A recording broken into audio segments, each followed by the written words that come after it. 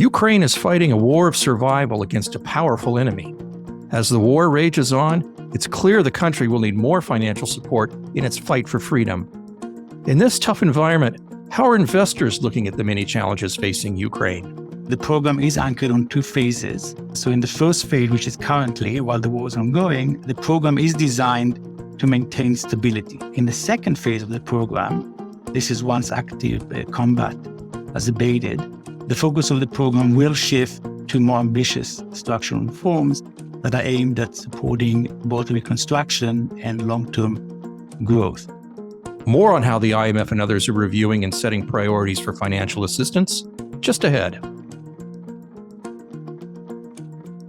I'm Andrew Wilson, Executive Director of the Center for International Private Enterprise. Welcome to MOVA, the business language for a new Ukraine, a podcast from where we'll take a deep look at what's happening on the ground in Ukraine and what's being done to enhance the business outlook for the future. Our guest today is Natan Epstein, Deputy Mission Chief for Ukraine at the International Monetary Fund. He's co-led the successful negotiations in a 4-year IMF lending program with Ukraine. And he's here to tell us about the role of the IMF in the financial review and assistance effort for Ukraine, as well as how the IMF approaches considerations for rebuilding in a war-torn economy. Welcome, Natan. Thank you, Andrew. Pleasure to be here. Natan, despite the devastation of war, Ukraine's economy has shown impressive resilience. What economic strengths has Ukraine relied on up to this time? Well, Andrew, thank you again. Look, I agree that the Ukrainian economy has been remarkably resilient. But before I discuss the economic strengths that have contributed to this resilience, I think it is important to illustrate the degree to which Ukraine have been devastated by the war. For instance, about a quarter of the population of Ukraine were either forced to migrate out of the country or internally displaced. The economy contracted by close to 1/3 last year, and a large portion of the country's capital stock has been completely destroyed. These are devastating statistics. Now, despite these challenges, Ukraine has shown, as you say, remarkable resilience. The economy is now recovering. Actually, it is gradually expanding. And there continues to be a well-functioning government that is delivering services to households and businesses across the country. I would attribute this resilience to three main economic strengths. First, Ukrainian policymakers have responded rapidly, indeed we believe skillfully, to the economic shocks associated with the war. At the outset of the war, they took emergency measures to preserve economic and financial stability. These included hiking interest rates and fixing the exchange rate against the US dollar. They also introduced capital controls to preserve foreign exchange liquidity to help facilitate important priority imports.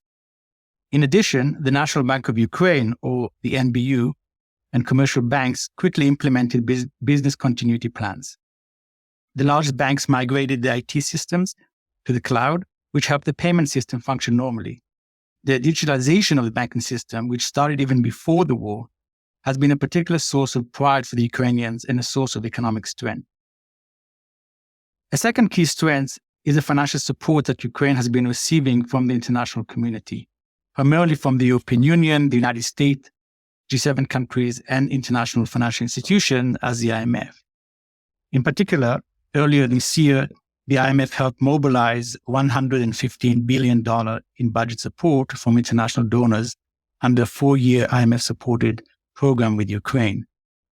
This support has allowed the government of Ukraine to continue to deliver vital services to its people and to rebuild the economy, including repairing critical infrastructure, which has been repeatedly targeted.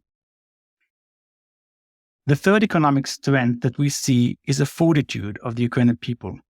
It is their determination to not let the war bring them down, and this has helped the economy adapt to the realities of the war. Despite daily attacks, people are going to work, they are out shopping, they're going to restaurants, banks are fully operating, and companies and households are paying their taxes. Importantly, rapid technological advancements have made access to social, administrative, and financial services easier than even before the war. Most businesses have resumed operations, thanks in part to the restoration of power, water, and heat following sustained attacks on infrastructure.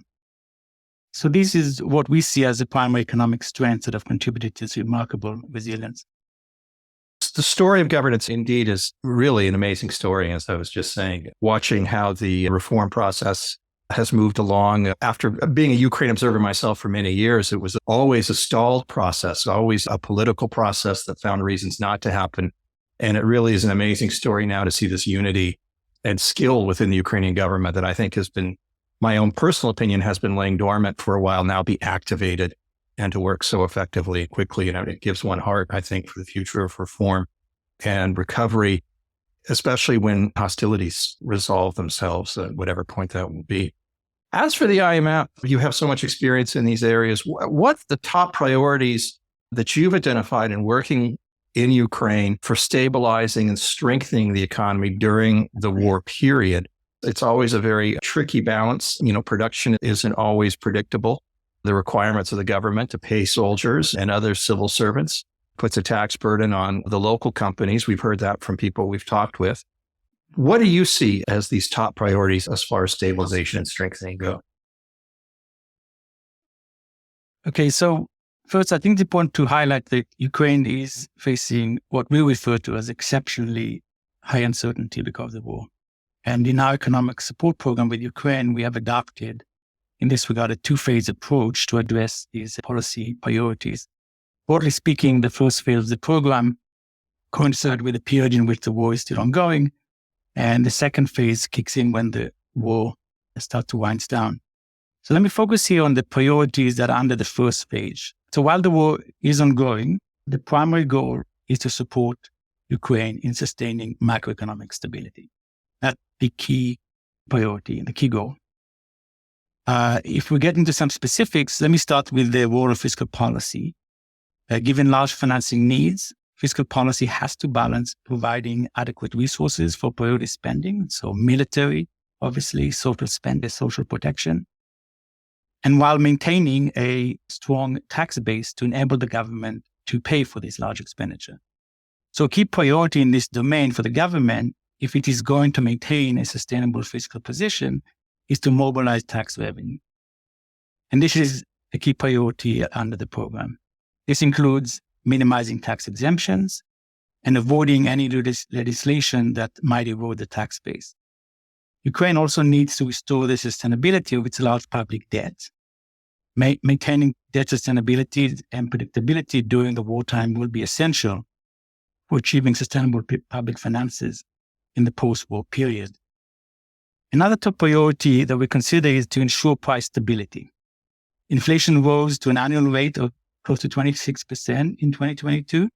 This is very high, and it was mostly because of supply bottlenecks associated with the war. Now, since then, thanks in part to the NBU tight monetary policy and to some resolution in supply bottlenecks, inflation has fallen to around 11%. Now, this is still above the inflation goal of around 5% annually, but it is moving in the right direction. And it is helping the NBU begin loosening its monetary policy through early cuts in interest rates. In addition to fiscal and price stability, I'd also like to highlight a key priority, which is to ensure long-term financial stability. So far, the authorities have done an excellent job in maintaining financial stability. This was largely helped by the emergency measures introduced under martial law and building on important reforms they have undertook prior to the war to clean up the banking system. Most banks today are profitable, notwithstanding that lending activity has been low due to high credit risk. And looking ahead, policies will need to preserve financial stability and plan for the post-war recovery, including by strengthening banking supervision. One final priority, and it's bringing me to your earlier point about the need for governance reform, is indeed the urgent need to advance both governance and anti-corruption reforms. Ukraine has a history of endemic corruption, and the combination of very large fiscal financing needs and limited resources calls for an even stronger focus on transparent and efficient governance and the expectations of continuous anti-corruption reform efforts. In fact, the government began anti-corruption reform efforts before the war, and to their credit, they have continued to make progress even during the war. They understand that these reforms are critical to building public trust and the confidence of the international community. governance reform will also be important to attract foreign investment for the post-war recovery and to enable Ukraine's aspiration to ultimately join the European Union, which, as you know, is an important goal for them. The IMF has a lot of experience working in war-torn areas, both during conflict periods and the post-war recovery period. How does that approach your considerations when you're looking at a situation like Ukraine? Do you do things a little differently at the IMF when you're dealing with a war economy? So this is a very important question. We're building an economy that is battered by the war, and strengthening institutions through structural reforms will be crucial for Ukraine, especially in the post-war period. Robust growth in the post-war period, which will be helped by sizable reconstruction of the economy, will be also complemented by a comprehensive reform agenda, which will be needed to swiftly regain the living standards of the population which have been devastated by the war. And as I said, to help pave the way for EU accession, which is an important goal for them. Now, in this context of the war and in our engagement with the country, rebuilding human capital will be crucial. The workforce of Ukraine has been severely affected by dislocation, military deployment, and loss of life. And in this context, we are coordinating closely with international partners to scale up both training and technical assistance to address emerging capacity gaps, especially in the public sector. Strengthening institutions will be critical to attracting unprecedented levels of investment, especially from foreign private investors. Investors want to be confident that there is a level playing field in Ukraine, and strong institution and governance are principal ingredients for building this confidence. Robust institutions are also essential to retaining the confidence of foreign governments, providing financial support to Ukraine. Importantly, post-war reconstruction should meet the highest standards of transparency and accountability, and this will help promote private and public trust and the donor confidence in the reconstruction phase. So again, this engagement in a country that is battered by war is not a usual practice for the IMF. And it's important for us to sort of balance both the reform priorities with the consideration that the challenges that it takes to implement reforms during the war. When we've looked at agenda setting, there's a lot of science into it, but there's also art involved in the idea of setting a reform agenda. And I think often in economies such as Ukraine, which have a history of transition behind them, sometimes a difficult transition, it's often balancing really what is achievable with what is aspirational and understanding what the priorities of the government are, but also its actual ability to implement the commitments that it makes. And on the other side, it's the ability of the private sector to actually live up to the expectations and the assumptions that are being made about its role. And at SIPE, we focus a lot on improving the ability of the private sector both to participate in these dialogues and these assessments to make sure that those making decisions have good information on which to base their assumptions, but also a better understanding of what the priorities of the private sector are and what is realistic on their behalf. I think sometimes people look at the IMF process and don't have a real appreciation for how it goes about making its reviews and determining its financial assistance. Sometimes it seems, I think, for especially those in countries receiving IMF support, a bit of a black box. Can you shine a little light into this space for us and help us understand how this review and financial assistance priorities are determined? And how do you reach a consensus on the design of a program and the objectives that you may identify that underline the basis of the program? Okay, so let me first start with what I've hinted earlier, that the IMF does not normally lend to a country in a full-fledged war setting. The international community has seen this as an important priority for us to engage. And indeed, since the start of the war, the IMF has disbursed $6.3 billion. This comprised of $2.7 billion under two emergency facilities that were approved last year, and $3.6 billion under the new $15.6 billion financial arrangement that we approved in March of this year. Now, this $15.6 billion IMF program is part of the $115 billion financial package that I mentioned earlier, and which was mobilized by international donors. Now, with donor assurances of resources they scale, the Ukrainian authorities can be confident that they can continue to run core function while preserving macroeconomic stability. Importantly, the 4-year program that was put in place is designed to work in a downside scenario in case the war intensifies or, for that matter, is longer lasting. Now, as with any IMF lending arrangement, we conduct frequent reviews, mostly on a quarterly basis, to help us assess the progress that the Ukrainian authorities are making on the reforms that they committed to under the program. But in view of the war, as I mentioned, when we design program conditionality, we have to balance the need for policy reform measures with the challenges of implementing these reforms during wartime. So this is a balancing act. And indeed, we are, as we speak, we are sort of in between the first and the second review of the program. And we continue to sort of calibrate these reform measures as the war environment evolves and as the economic developments progress forward. As I indicated earlier, the program is anchored on 2 phases. So in the first phase, which is currently, while the war is ongoing, the program is designed to maintain stability.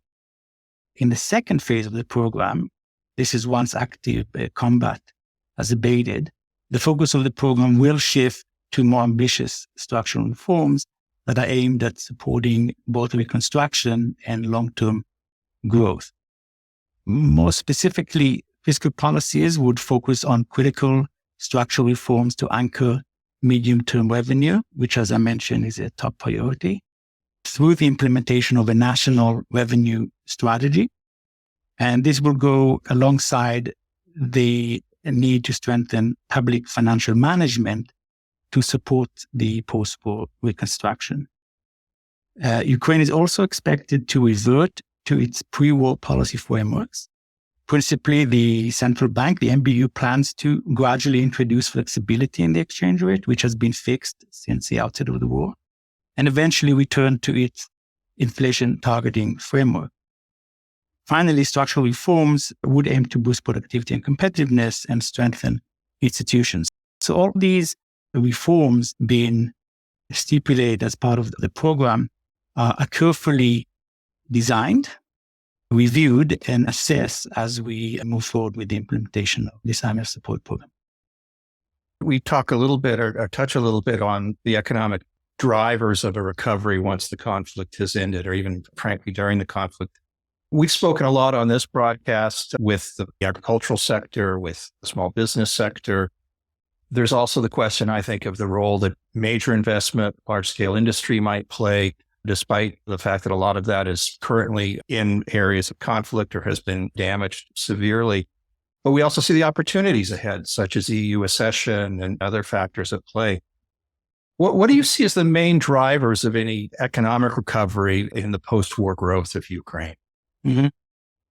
So as I highlighted earlier, the economy has so far proved very resilient, and firms and households continuously adapt to war.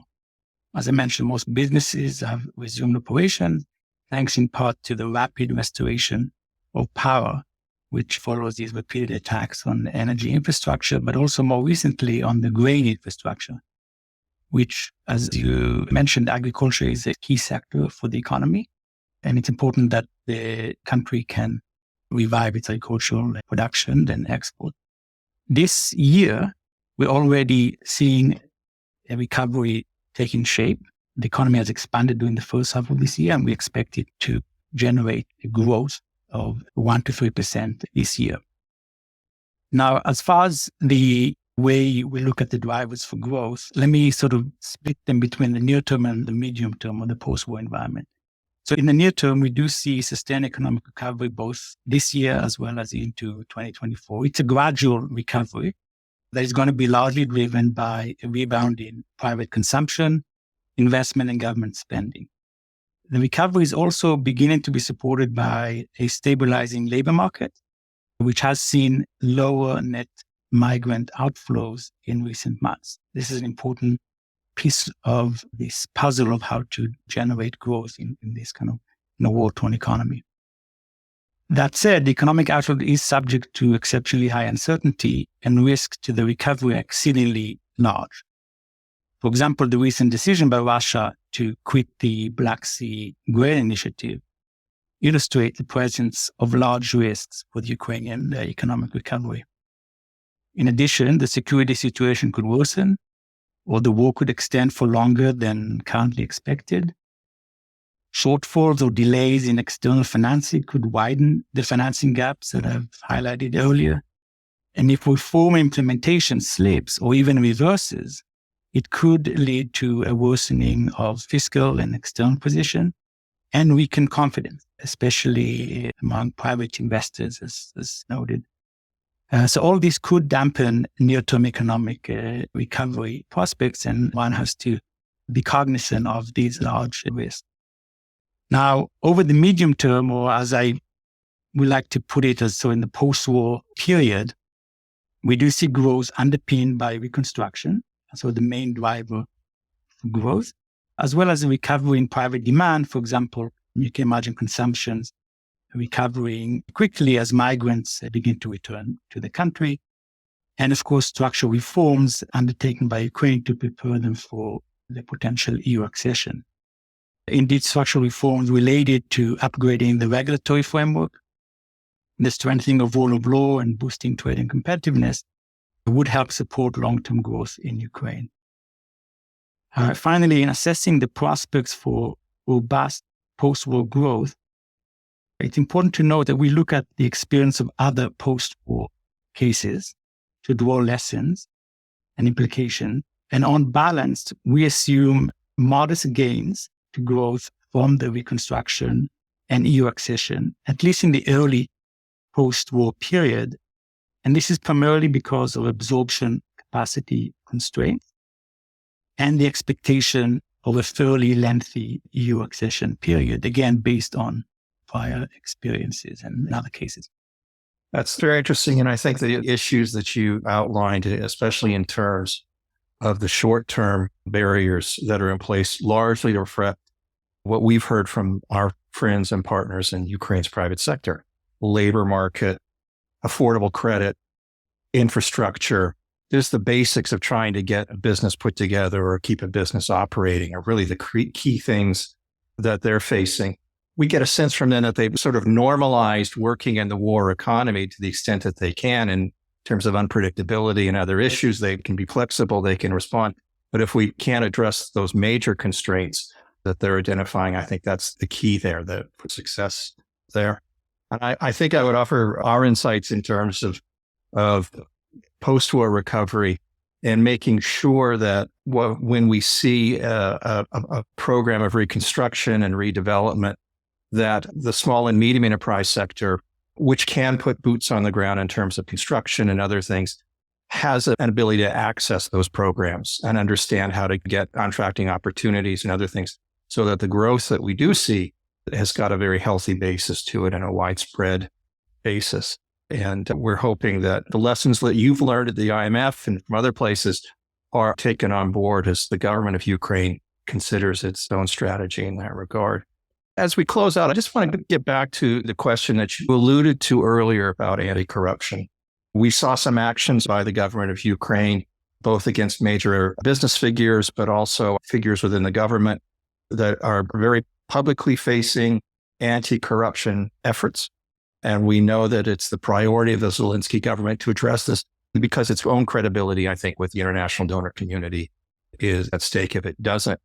Can you expand just a little bit more on what the IMF's vision for the development of effective anti-corruption institutions looks like, and what other potential policy reforms you might be discussing but may not be finalized but are on the agenda for the IMF moving forward?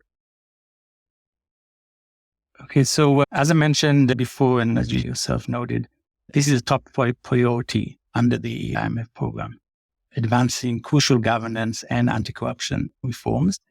If we step back since the Maidan revolution back in 2014, the country has worked very hard to develop the institutional infrastructure that is necessary to effectively combat corruption. The culture of increased transparency and accountability help ensure the country's resources are effectively channeled and focused on the war effort. And we give them credit for that.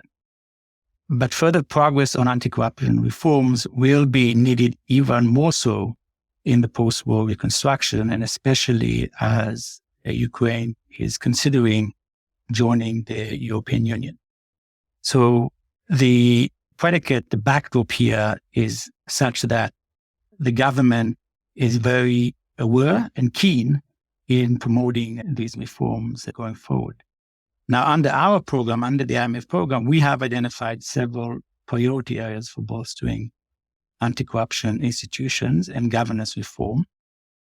Over the near term, priorities are to restore asset declaration obligations of public officials, aligning the anti-money laundering framework with international standards, and importantly, strengthening the institutional autonomy and capacities of the Specialized Anti-Corruption Prosecutor's Office, known as SAPO, to prosecute corruption crimes. We do think that implementing these type of measures, there's a number of legislation that need to go through the RADA, will help them move forward on this front. And these efforts will indeed help mitigate corruption risks while the war is ongoing and promote both private and public trust and the donor confidence in the period after the war ends. And the agenda and scope for improvement in these priority areas is very large, and we recognize, again, the efforts underway to combat high-level corruption. Suffice to say that there is indeed recognition that measures to combat corruption is an important priority for this government. When it comes to governance, let me just maybe highlight that the authorities have also been committed to further strengthen the governance of state-owned enterprises. They take a large share of economic activity, and this includes strengthening the accountability and broadening the powers of supervisory boards of state-owned enterprises so they can operate without political interference. So this is also an important priority when it comes to governance. I think in summary, I would say that strengthening the rule of law, promoting independent anti-corruption institutions, and ensuring a level playing field for all types of businesses will be critical to both attract investment for reconstruction, as well as encourage migrants to return back to Ukraine to help rebuild a war-torn country. So there is a lot here to obviously hope for. And this is obviously a challenging area for the government. But the sign that they're making is that they are serious about it and they're taking an important step to move forward on this one. Yeah, you mentioned one thing that I think goes underappreciated by many people when we discuss anti-corruption efforts, and that really is the role of boards of directors and state-owned enterprises and building that capacity for independent directors. It's something we've been focusing on in Ukraine for quite a while. And the big challenge here, of course, is also building up the body of experienced and qualified independent directors for these firms, in a place where I think additional effort needs to be made to ensure that once that opportunity is in place, that the qualified people are there to govern these institutions on behalf of the taxpayer in those countries. You know, what we've heard from you today, Natan, is that even though the IMF isn't used to or usually works in war-torn economies and these types of environment, I think it itself is showing a great degree of imagination and resilience in how it's approaching this situation. And I think our listeners might go away from our discussion today with a better understanding of the role of the IMF, not just as a financer, but also an influencer of reform agendas. And that expertise that you bring to this situation is critical, a very critical element in the continued recovery of the country. And I was heartened to hear from you that many of the priorities and barriers that you're seeing from where you sit are very close to the barriers and priorities that we hear from the local private sector when they're discussing their priorities. And again, with the anti-corruption work, what we hear from our partners in civil society in Ukraine. So I think the good news coming out of this is that we do have, I think, a broad consensus on the way forward for the reform package. And I think we have the sort of the influence and the other sort of externalities that can exist to help drive that process in Ukraine. So it sounds to me like many of us have perhaps learned the lessons of other places, and that might make us in a better position to ensure that Ukraine's transformation stays on the rails. So I just wanted to offer our thanks to you, Natan. It's been a very illuminating discussion, and we wish you all the best moving forward. Thank you, Andy. I enjoyed this conversation and all the best. Thank you again. And thank you for listening to this episode of MOVA. For more information on the Center for International Private Enterprise site and our work, please visit our website at www.cipe.org. If you found value in this episode, please show your support by liking and subscribing to MOVA. Sharing this podcast with others helps expand the conversation. Bye-bye.